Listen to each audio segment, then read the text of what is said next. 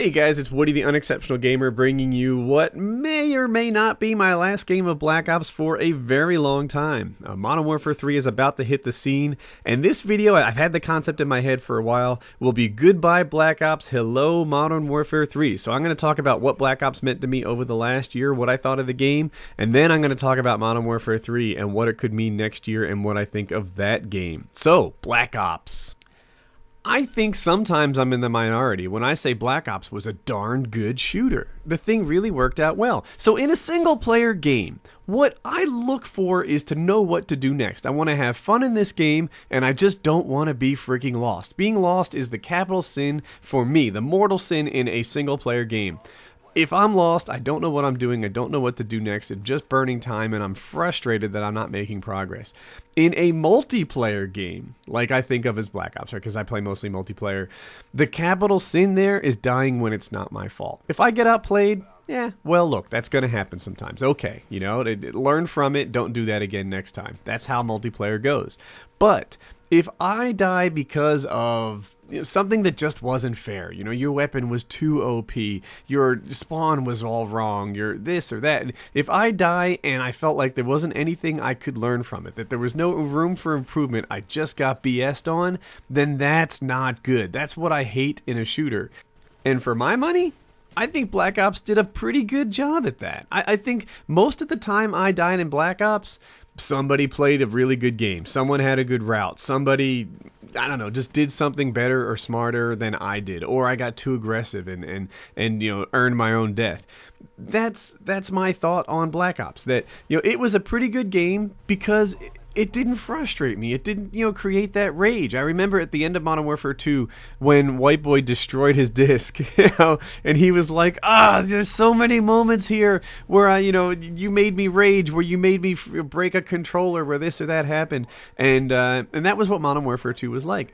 To me, that wasn't what Black Ops was like. I walked into Black Ops thinking Treyarch was the second tier developer and Infinity Ward was the boss.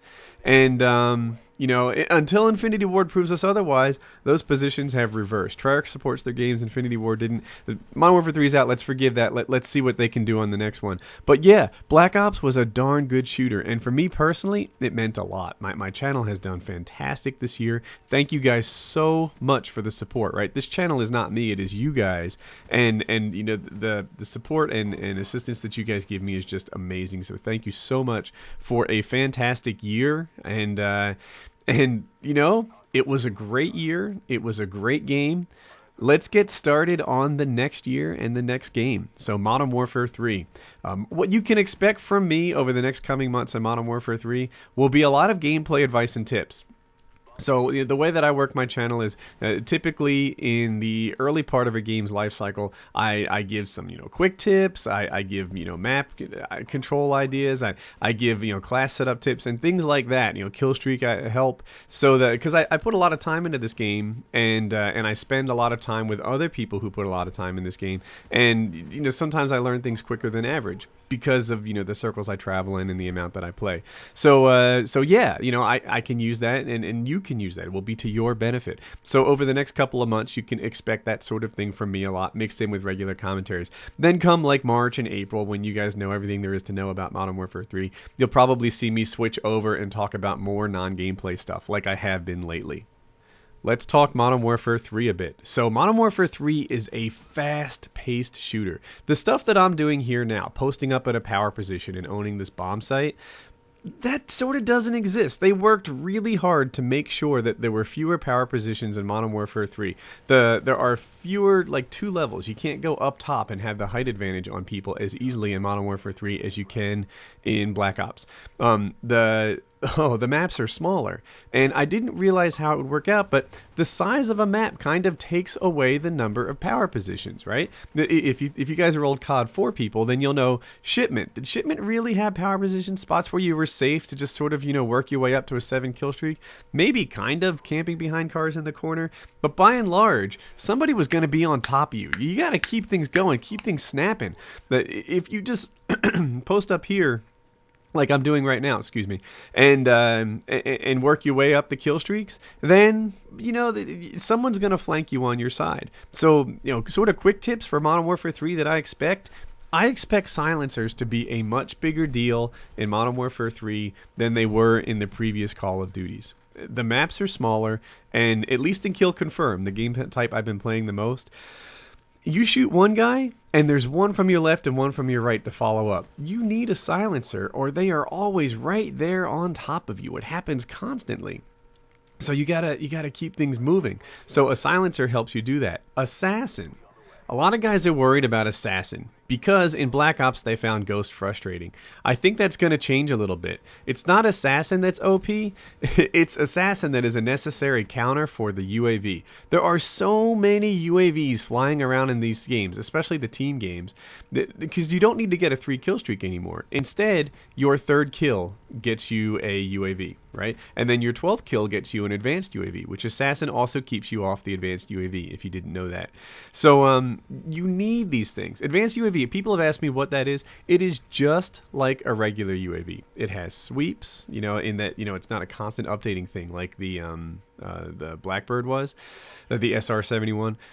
But the difference is that instead of dots, you get triangles. So you can see the direction that the guy was facing in his last sweep. Anyway, it's not Assassin that's OP. Assassin is going to be a necessary counter to all the UAVs that are flying around. Because, especially in team games, one guy gets a UAV, the entire team gets to see it.